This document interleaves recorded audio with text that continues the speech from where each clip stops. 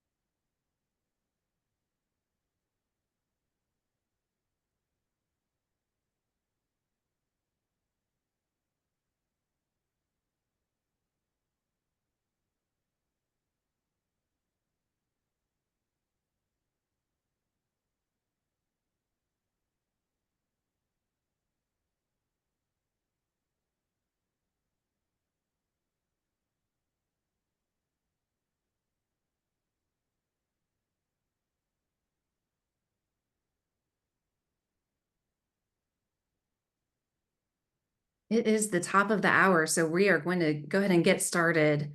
Hello, everyone, and welcome. I'm Lauren O'Shea Ward. I am the president of the Forest Landowners Foundation, and I'm excited to welcome you to our latest online learning session, International Paper's ForSite mapping tool, demonstrating responsible fiber sourcing and sustainable forest management throughout the supply chain. So today we'll be hearing from Jeremy Poirier. He's the senior manager for fiber certification and sustainability at International Paper. Before we dive in, there are a few housekeeping items that I'd like to cover. First, you'll note that your microphone is muted. If you do have questions or comments during the learning session, we'll address those at the end of the presentation. You can use the Q&A feature or the chat function to ask your question or make your comment. This session is being recorded, and the full recording will be sent to you via email later this week, so you'll be able to share it with your friends and colleagues as well. I'd also like to provide a little background on today's speaker. Jeremy is a certified wildlife biologist who has worked for International Paper for 28 years. He's responsible for ensuring IP's fiber sourcing efforts are aligned with the sourcing requirements of International Paper's customers, also certification standards and national and global sourcing regulations. He also leads the company's corporate forest wildlife conservation partnerships with the National Fish and Wildlife Foundation and the American Bird Conservancy. Poirier is an active ambassador for private forest landowners and their contributions to wildlife conservation by participating in various communication efforts, including online videos, podcasts, speaking engagements, and journal articles. He has a Bachelor of Science in Biology from Presbyterian College and a Master's in Forest Resources from Clemson University. And we are very excited to welcome him today. And he will be giving us a presentation on International Paper's ForSite tool. Thank you for being here, Jeremy. Thank you, Lauren, and thank you for everyone kind of joining online. And with that, let's just go ahead and get started. I really appreciate the opportunity. And let me start with a thank you, particularly with this audience. Lots of changes in the forest products industry. We've had lots of changes in our company. And all the private forest landowners out there, thank you. So we appreciate what you do. I know times have been tough, markets have been tough. But what you do every day makes a big difference for all the reasons that of course, you know. So just wanted to first start by saying thank you. I'm going to talk a little bit about kind of IP's current state. We've had a lot of changes that has kind of happened over the last, in my career, but lots of kind of stuff that's happened recently. So I want to make sure everyone's aligned on kind of who IP is. I'm gonna dive in a little bit. Before I get into the ForSite demo, I really want to talk about, why we developed this tool and kind of how we think about things. And it's really focused on the needs of our customers. So I won't mention our customers by name, but I will kind of talk through our products and you guys can kind of put two and two together. But I guess I want to kind of expose to you a little bit about kind of what are we hearing from our customers. I mean, that ultimately drives our business. I mean, if we don't have customers, we don't have paper mills, and if we don't have paper mills, we don't buy forest thinnings and topwood and all that kind of stuff. So kind of it affects everyone. So it's really important for all of us to understand who our customers are.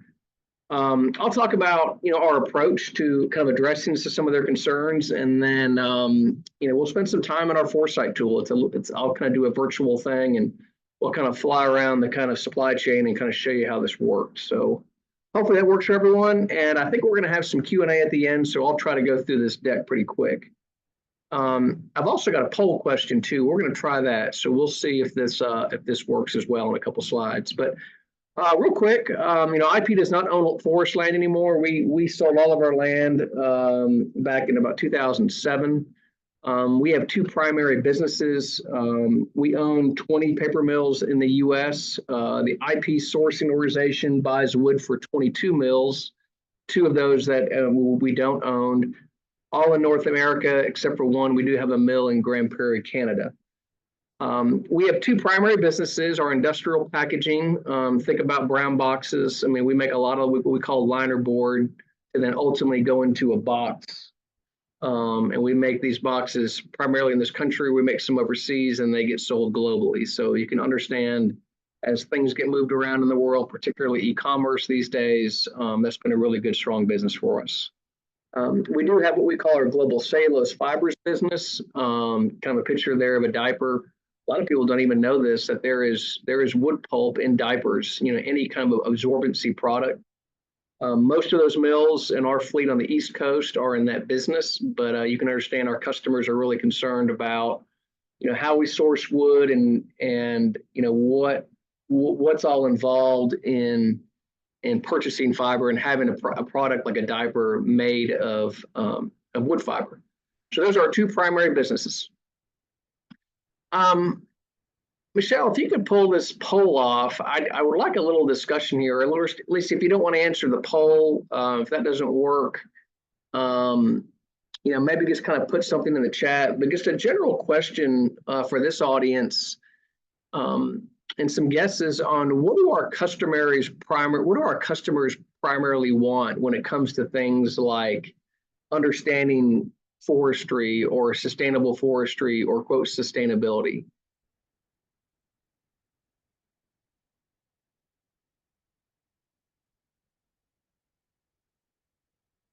Or maybe another way to ask that is what are they concerned about?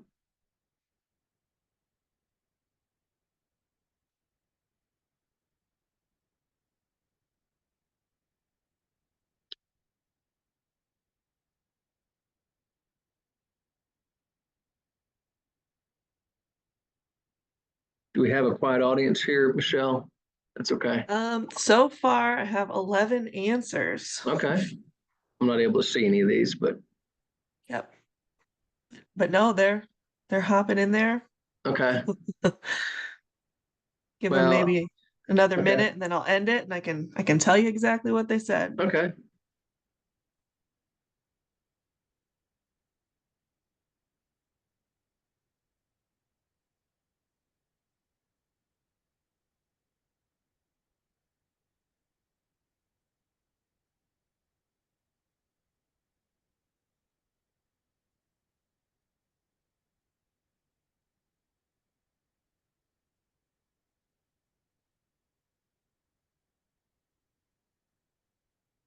All right, we'll give them 15 more seconds and then they've had 2 minutes to think about it.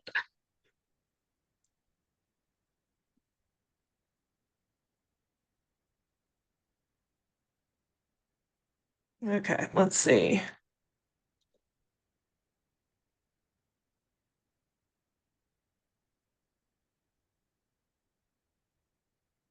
Okay. What I've got here is Price, the resource is renewable and safe, maintain social license to operate, sustainable wood supplies, climate, price of logs, protecting forest environment, price again, price, consistency in markets, sustainability, biodiversity, wildlife, overharvesting, sustainability, and price again. Yeah, no, those are really really good answers, and they're correct when it comes to negotiating. Selling board to customers' prices always kind of number one. But more related to the sustainability stuff and the kind of wildlife forestry stuff, a lot of you mentioned some really key things. So let me kind of show you what I've got here.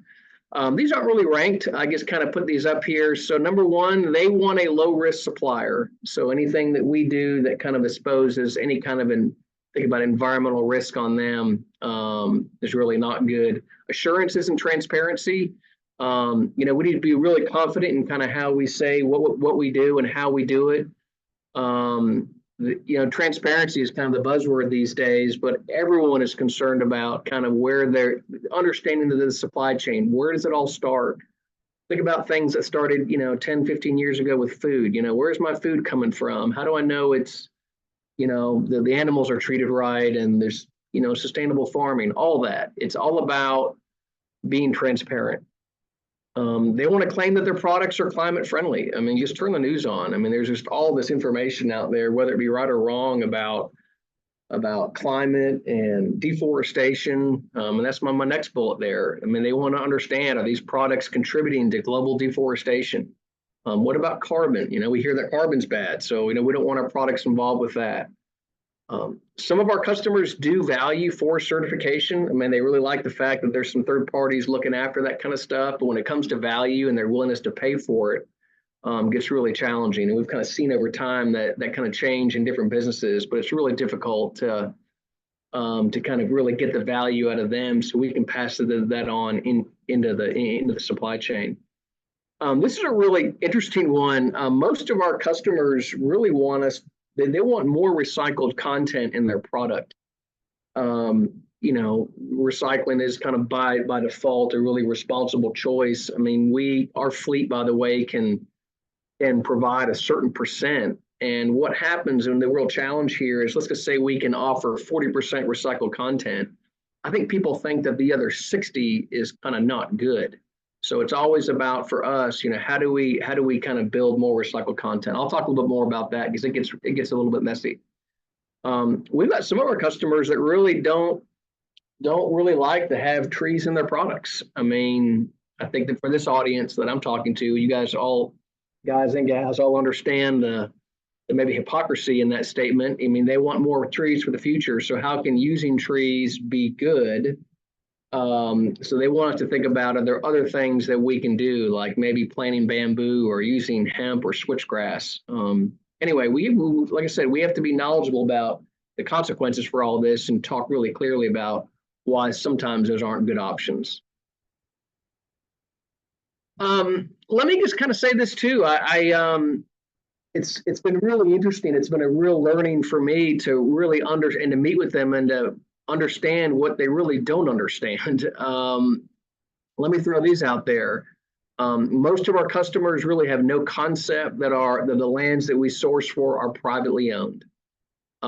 Most of our customers are not from the U.S. South, so their experience in a forest is a lot different than all of us, and they just don't understand that.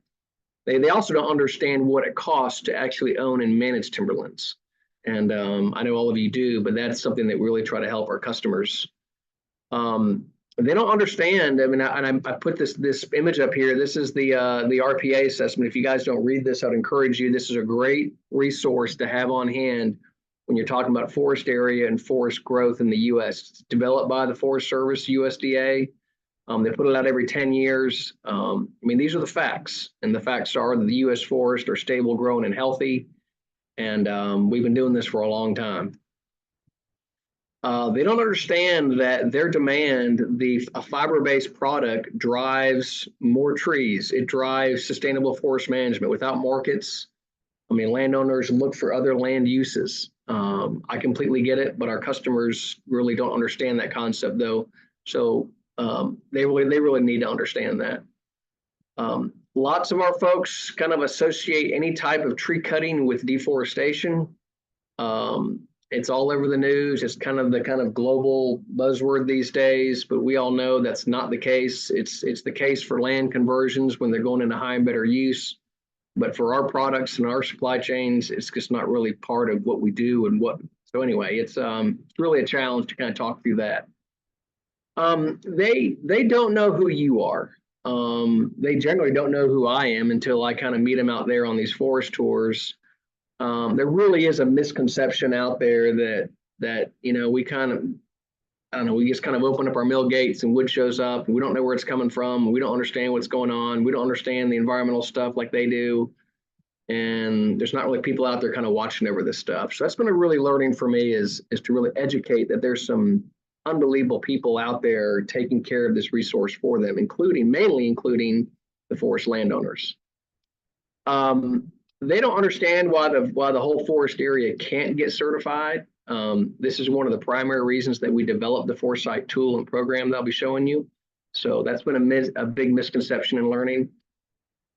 And then this concept I talked about in the last slide. You can't recycle a box forever. So here's kind of a data point for everyone. You can recycle a box about 7 times. And then after that 7th time, you've got to put new, what we call virgin fiber or tree fiber into the supply chain. And so that's what actually gives it strength. Because after a while, if you just pulp up a piece of cardboard 7 times, it just kind of falls apart. So you have to have wood. You've got to have tree fiber into that. So you can't have a supply chain that runs 100% recycled content. So that's something that we really educate our customers on. So what are our key tactics to kind of address all these misconceptions that are out there? We've taken a really concentrated effort in the last 5 years, particularly after COVID, to get people out in the woods. And this is flying people in from all over the globe to meet you and to meet and to kind of see what's happening out here.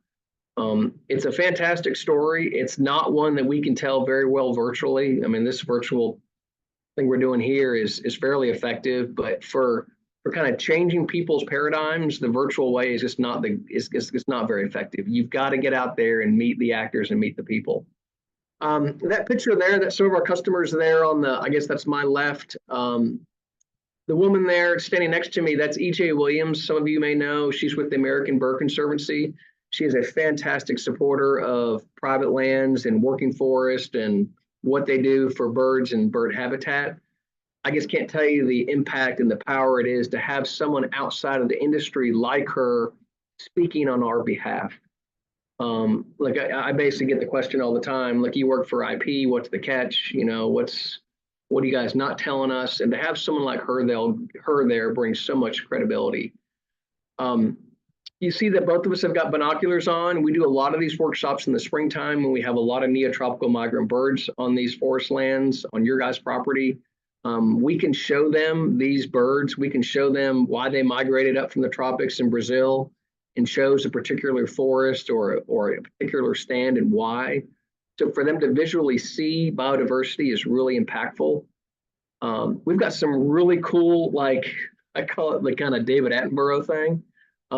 People love nature stories, and we've got some really compelling things and partnerships that we're involved with, and we use our ForSite tool to basically tell those stories.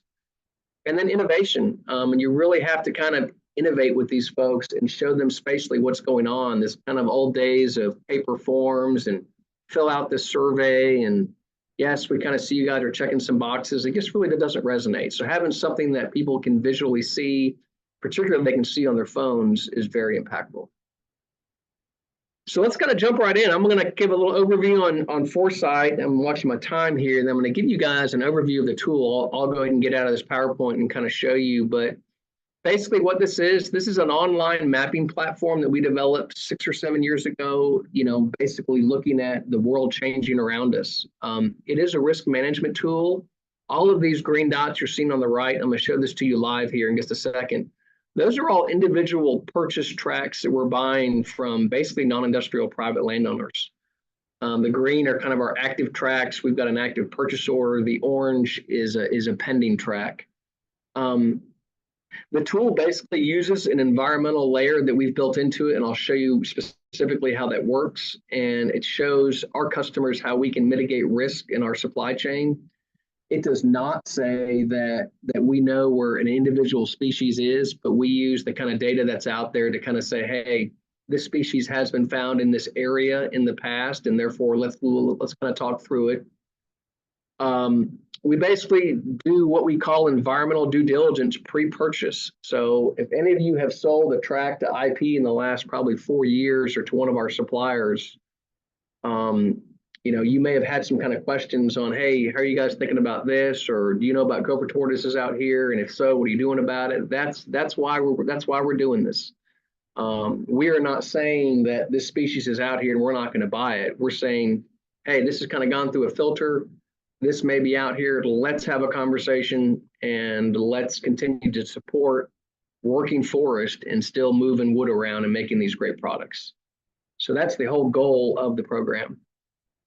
I'm going to end with this and then I'll kind of jump into the actual tool. What we've learned this tool is really easy for our customers to understand. I'll be completely transparent with all of you. It was getting very difficult to talk about these very complex questions that they were asking outside of a tool like ForSite. And you start talking about things like biodiversity and mapping and soil types and all that kind of really particularly stand level stuff. It wasn't enough for us to kind of do these what we call regional risk assessments. We really had to kind of get down to the tract level and understand what was happening out there on any given tract that we're agreeing to kind of purchase from. It's also this has become kind of a really good storybook for all of us, including you. For us to visually show this stuff on screen, to kind of tell these stories and some different avenues that we can do, it's just been it's been a lot of fun. I didn't realize that was going to be a large outcome of this, but it really is kind of a real-time visual demonstration of what's happening out there and all the great stuff that's happening every day. The neat thing is it's on our phones, and doesn't matter where I am and in what audience, I can pull up the ForSite tool. I can show them some live stuff. I can talk to anyone about it. I don't have a manual or some whatever letter that I got to go find or an email. I can show this almost instantly to basically anyone. All right, let me stop there and pull ForSite up and we'll do a little demo. Michelle, I'm going to ask you to come off mute. Yep. And I may move some stuff around. Okay, can you see a big map? Yes, looks good. Okay, well, I'm going to look up at my screen here. So if I'm looking up, that's why. So this is our ForSite tool. It's basically looks like Google Earth. It's an ESRI-based platform. Little disclaimer here. We just went through an entire revamp. So you see in the upper left, it's called ForSite 2.0. Some of these buttons may have gotten moved around. So if I'm a little clunky navigating here, this is literally, we've had this in the last 2 weeks. So it's a little new to us. And it's also gonna refresh a lot. So you'll see these points kind of come in and out, and that's what it's doing. It's just kind of refreshing every couple seconds. But you'll see, this is where we are buying our wood. By the way, that area up there in New York, that is not an IP mill, but we are the sourcing organization for a company called Sylvamo. It was a spinoff of IP. That's a white papers mill, still makes white copy paper. And IP does the sourcing for them. So they are part of our ForSite program. All right, I'm gonna start zooming in here. It's gonna get really busy, but I'll try to turn some of the busyness off. I guess first and foremost, it is kind of amazing. I get amazed every time I look at this, at the scale of our operations, and all these tracks. I think the screen right now is representing about 10,000 different tracks that are in our system, maybe a little bit more. We buy a lot of wood. It takes a lot of wood from non-industrial privates to kind of source our facilities. I'll show you something a little crazy and I'll zoom in. I'm over here in the Charleston area. But ForSite's got a bunch of buttons up here, a bunch of tools, a bunch of different layers we can open up. I'll show you something a little kind of amazing here. These are our tracks. The black and red tracks that are going to pull up are the ones, the black are closed and the red are lost. You know, we've kind of negotiated and, you know, we didn't buy it for a certain reason. But you add the black ones, the red tracks, the orange, the green, it is a huge footprint. And it is a large scope and a complexity that we operate. So I just want to kind of show you that scale.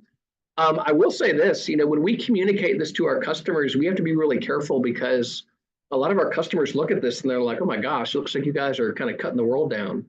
So, you know, we have to really watch that kind of narrative, and we want them to understand these are all sustainably managed forests that we're sourcing from. That's really the kind of story, and the fact that the demand for their demand for products, you know, creates these great working forests that have been out there for generations. So anyway, that's just a little bit kind of a interesting comments that we've kind of gotten back. All right, I'm gonna zoom in a little bit here, and the map is really gonna get busy. Once again, I'm around here in Charleston, and so what you're seeing, and this is, we do this kind of south-wide. This is gonna get a little technical. I'll try to keep the stuff at a really high level, but what you're seeing in the red is basically it's our risk management layer. It's our environmental layer. It's what we primarily use to do our risk assessment. And let me start with the red first. They're basically shaped like hexagons because it's basically like a grid pattern that we put across our sourcing area. And what those red hexagons represent, they are 250-acre areas that are driven off of the natural heritage data that's out there. A lot of people don't even know this. The different state programs, the natural heritage programs, have databases that show where rare, threatened, or endangered species have been observed in the past. And we use that data as a baseline to have a conversation. And I cannot make this or emphasize this enough. This data is not presence absence. And we clearly state that. We're not saying that species is still out there, or it's out there today, or it was in the last 5 years. It's just saying that there was a record of it in the past. And so it basically drives a different question or a conversation prior to us purchasing a track. So our procurement staff can click on any of those red hexagons and see what species of record it is, and then ask some kind of questions based on that.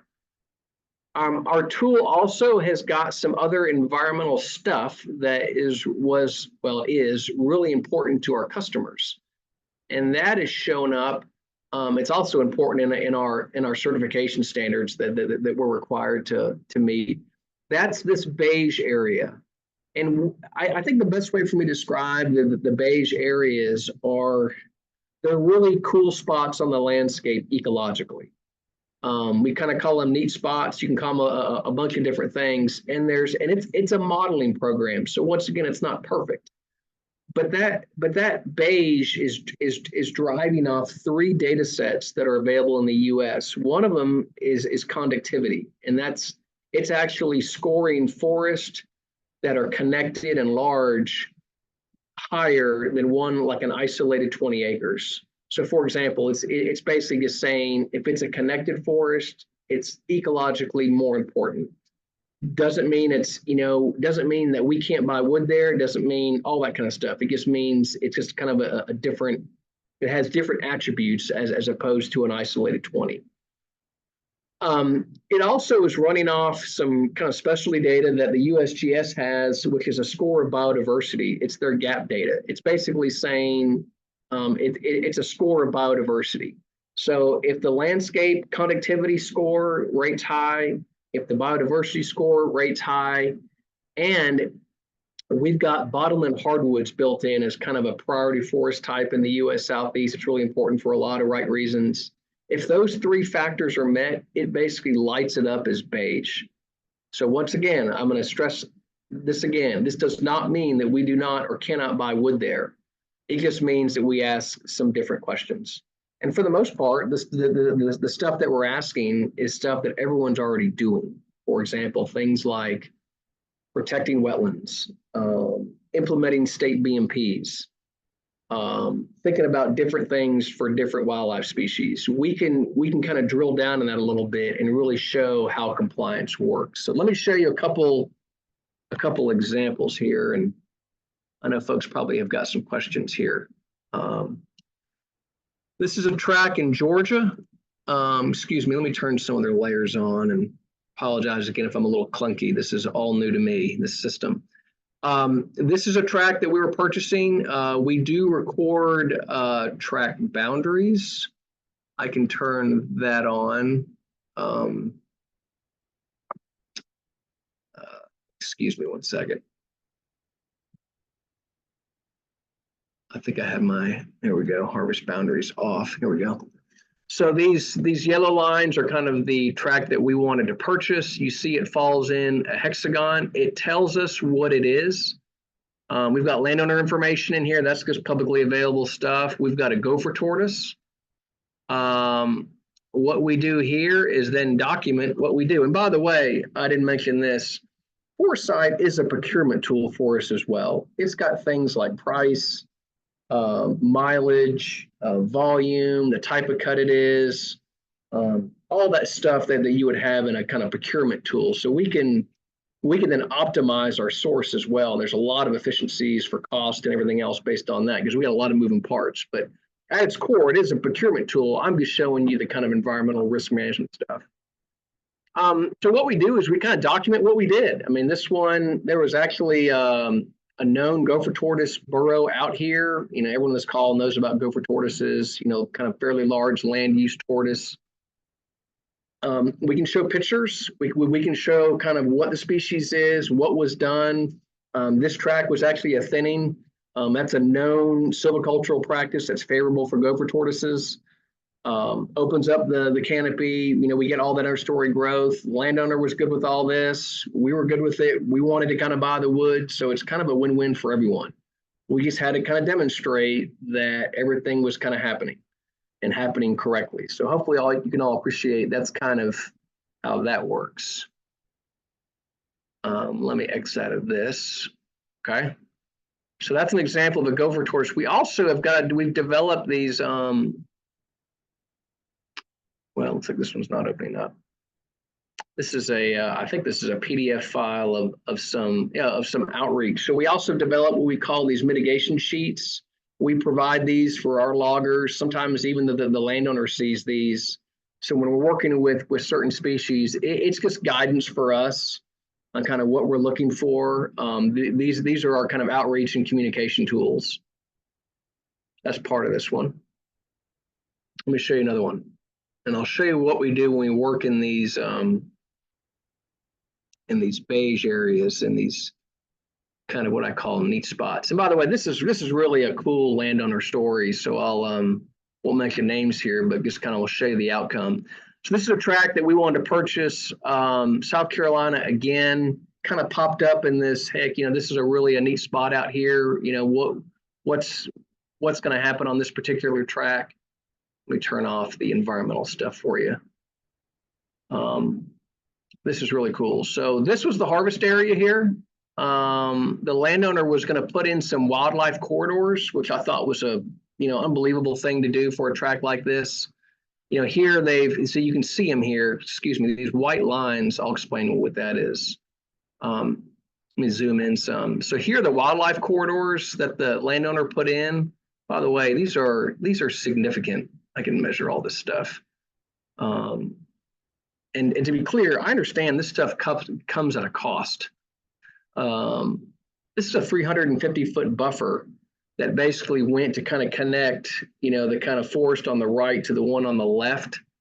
I mean, what an unbelievable thing this landowner did, and a great example of kind of how we can buy the wood and still support all these great things that are happening out there. That white line that I showed you, this is kind of cool. when we inspect a track post-harvest, we can turn our phones on and it will track where we walked. So this is actually the path where the IP rep walked to kind of inspect to make sure those things were kind of put in. So just a really cool thing for us to kind of compliance-wise, you can understand, we're in a world of I hear you, but prove it, lots of audits. This really helps us kind of demonstrate to our certifying bodies that we're out there kind of watching this stuff and looking at it post-harvest. Let me show you another one too. This is a really neat one. This is a track. I think this is outside of Georgetown. We're doing this really neat project. Lauren and others and FLA have kind of seen this work kind of firsthand. It's really neat.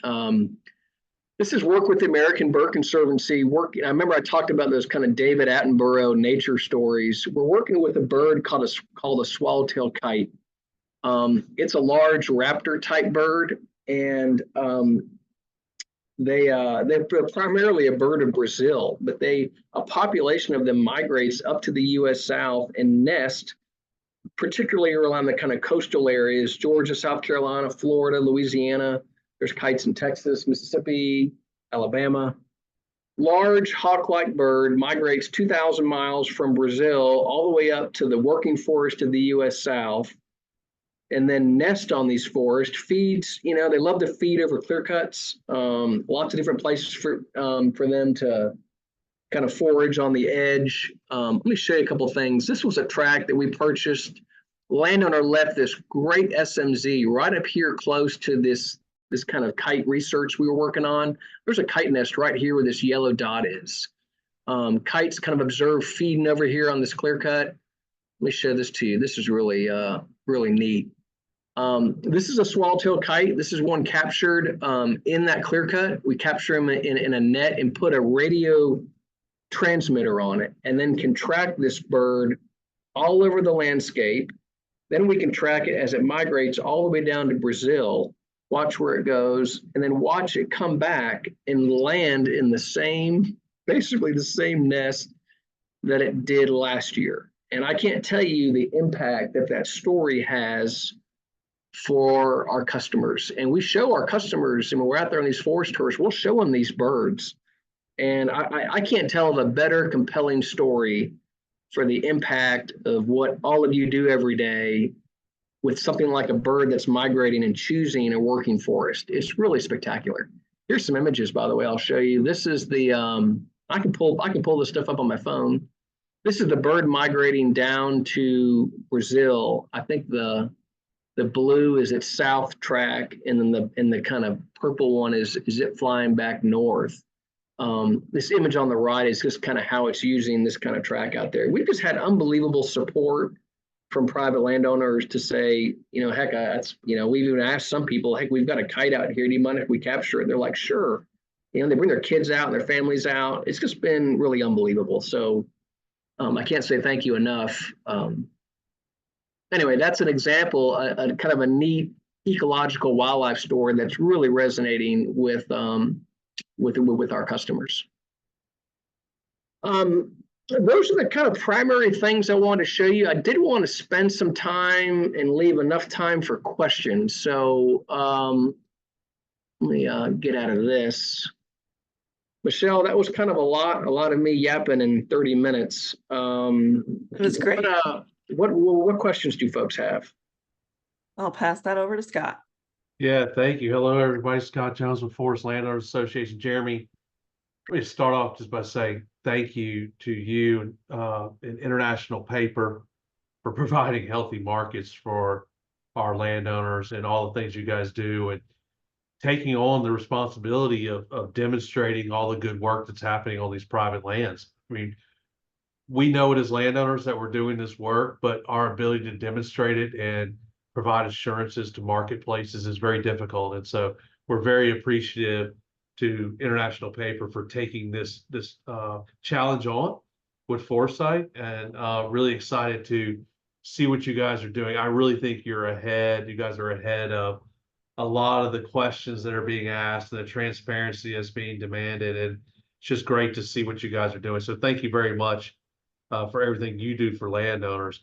We have some great questions here, and I'm gonna summarize or paraphrase the first one because it's an interesting question, and it kind of gets to how do you address these different areas, because you have basically your customers who are these corporations who are buying your product, say whether it's the fluff pulp or whether it's the liner boards to make boxes. And then you have their customers, who are the ones that are using the product. So the question is really around the difference between addressing the concerns, or do you address the concerns? Do you segment the people who are buying your product, say the raw product, and turning it into something that goes to an end user? And I guess that's the best way to put it, is the end user consumer. Do you address both those audiences? Do they have different concerns, similar? Yeah, it is a great question, and it is a real challenge. But I guess I'll say it this way: my ultimate goal is to get our customers so excited about this. And by the way, I don't need to tell this audience this.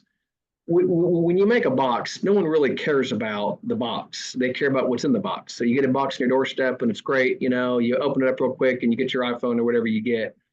But so we're making headway with the kind of box customers. What I'm asking them to do is, through their boxes, get to the end user.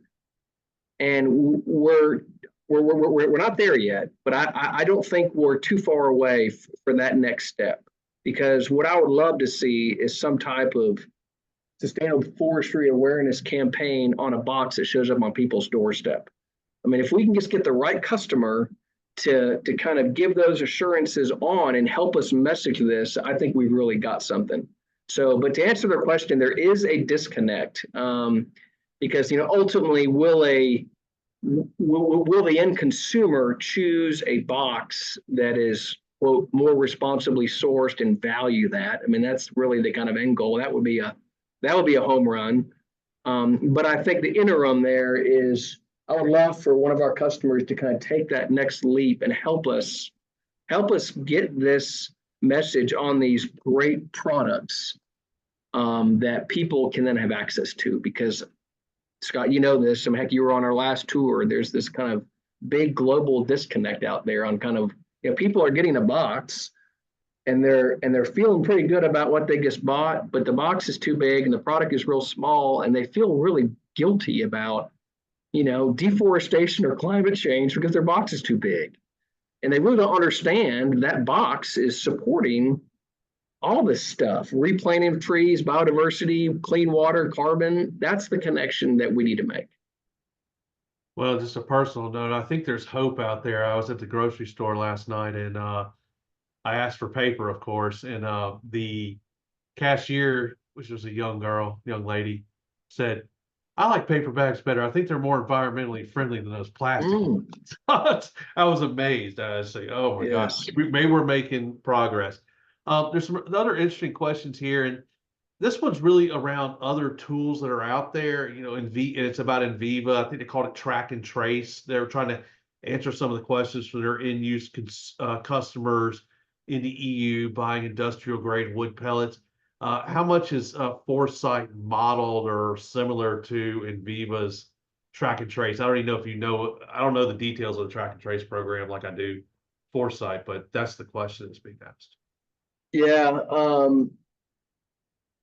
I know what they're doing. I know they came out pretty early with it. I'm not too familiar with it. I know it's really similar. I don't think they've been kind of as open as kind of what they're doing as we have. I think it's a really strong tool. It does kind of really similar stuff. It's all based on transparency. I did see some other questions in there too. I don't want to jump around here, but the ForSite is something we developed on our own. So it's not something we kind of went out and shopped for. We kind of built it from the kind of ground up, but it's just kind of an IP owned, registered trademark. So it's not really available to use. With that said, with things like the European Union deforestation regulation kind of looking us right in the face, lots of our supply chain it has some technical barriers on how to get there. This tool is kind of EUDR compliance before it was talked about. So helping the other parts in our supply chain have access to something like this is something we're definitely exploring. Yeah, so that's kind of jumps into this next question. And it's a good question. It was one that's always been on my mind when doing this is, when dealing with landowners' data and landowner information, how do you address any privacy concerns about landowner information getting out beyond just IP? I mean, I know you have their information because you're doing transactions with them.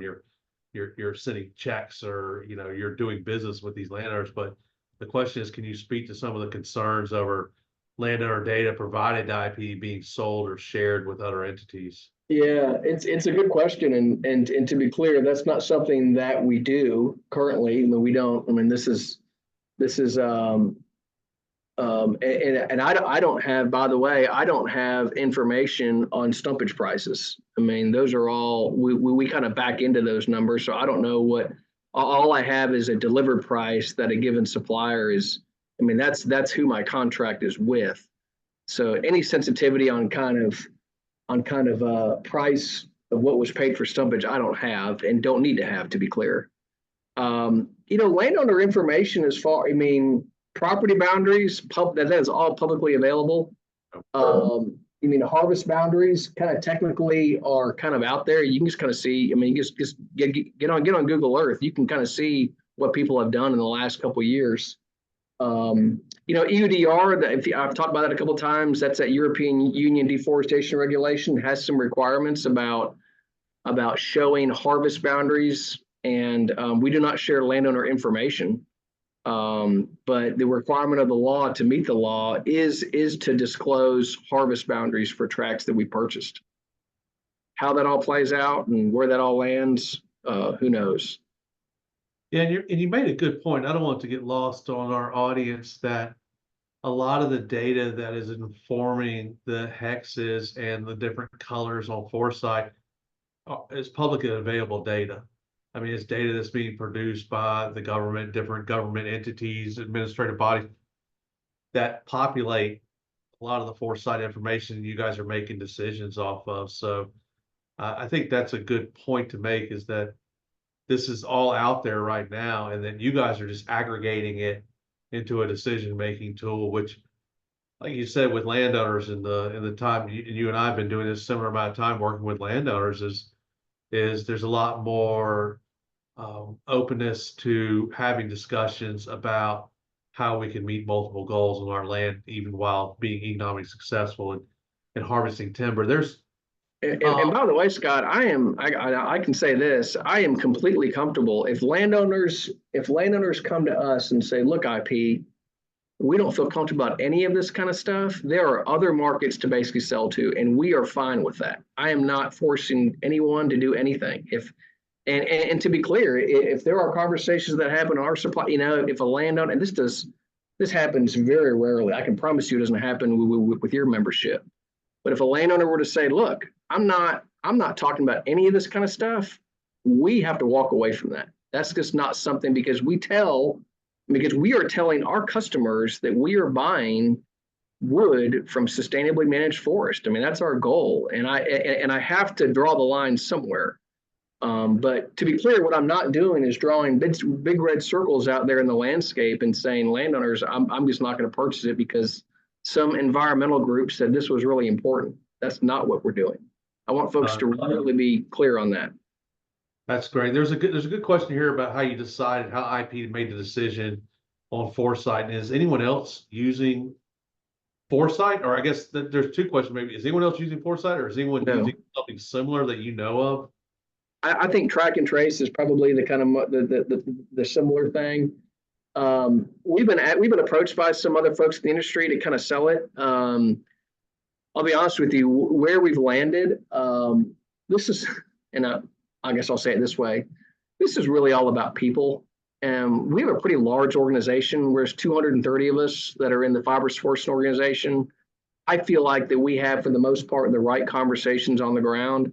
I'm not willing to kind of sell our technology to people that I don't know who they are. And I don't know if they're going to go out there and maybe misuse the data or misuse the conversation. So I really can't I don't have any influence on that. But what I can control is how our staff approaches landowners, which I think is the right way. And I guess so that's kind of where we just haven't felt good about thinking that other folks can actually pull this off as well.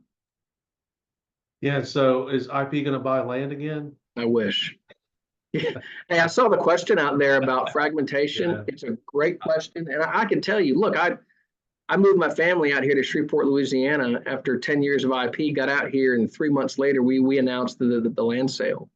And this is coming from a biologist who's been working on our property for the last 10 years. It was gut-wrenching.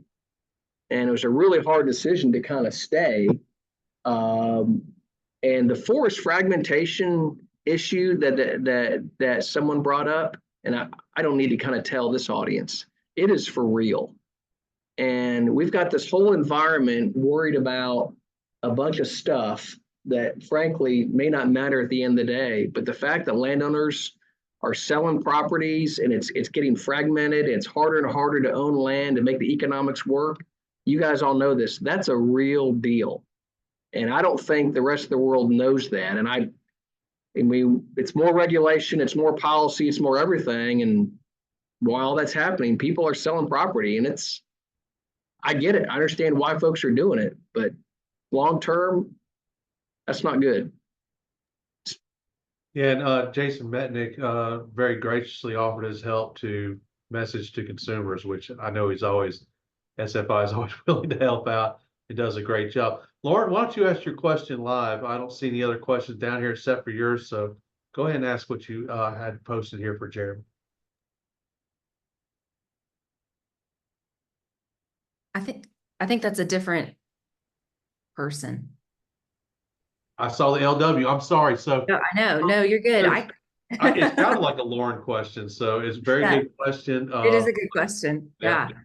So I can pose it to you. So it says, what's the time frame to purchase timber? Like, would IP be willing to get into a long-term deal with a landowner to work on wildlife habitat? And if a timber harvest were, say, 5 to 10 years away, I mean, you guys, there used to be these great, this is a good question, because there used to be these great landowner assistance programs that, all the big companies had it. Stone Container had a great one, Midwest Vaco, GP, all had these awesome like landowner outreach programs. I'm not sure if IP might have had one too. But is this something that you guys are thinking about? Like, would you use this tool to say, okay, these are the black and red areas that we either lost the sale or weren't successful, but we know we want to operate in this area. Will we work with a landowner on a long-term deal?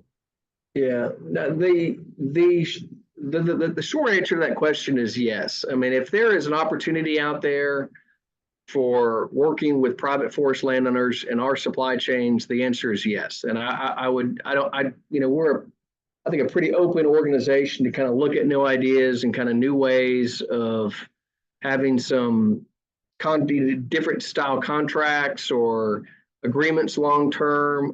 We actually run kind of forest certification groups for different standards. There's all kind of things we can do. If I could personally help out with something, shoot, just call me. You guys are. My contact information is available through you guys. Anything I can do to help, you let me know. But no, we don't have a I would say per se landowner assistance program anymore. And you're right; those are kind of all things when the kind of big timber companies, everyone kind of went their kind of different ways. It's kind of unfortunate. It actually is really unfortunate. I have a follow-on question for that real quick, Scott, if that's okay. Jeremy, I know that International Paper has a great relationship with the National Fish and Wildlife Foundation, and Forest Landowners Association has been working with them as well. How do you see that partnership as fitting in with some of the work you're doing with ForSite? Yeah, it's a really good question, and I think that's one evolving. By the way, the National Fish and Wildlife Foundation, for folks don't know, it's really kind of a neat concept. They are collecting funding from hundreds of different organizations and some big ones too, like the Bezos Earth Fund. So contributions can really add up at scale when you get involved with, John Scott at NIFWIF likes to call it the kind of sausage making, and he's right. You put 30 grand in or $300,000 in, and you combine that with millions out of other funds, it creates some kind of really big stuff. To answer your question, Lauren, and we're actually doing a couple of stuff I can kind of show you on screen, maybe later, but I think the biggest opportunity is our touch points in our supply chain. I mean, you guys saw those kind of green dots out there. I mean, those are thousands, tens of thousands of different transactions that we're involved with every year. And whether it be kind of landowner information or information exchange or making those kind of connections, I think is the biggest opportunity, because, you know, harvesting timber is a pretty significant thing that's going to happen out there. And, you know, having the right information in front of the, you know, the right people at the right time, I think is critical. So I think that's what we're trying to do. We're trying to help with some different longleaf restoration efforts, you know, by kind of connecting ForSite data points with known areas for longleaf. And so anyway, that's kind of how we're thinking about it.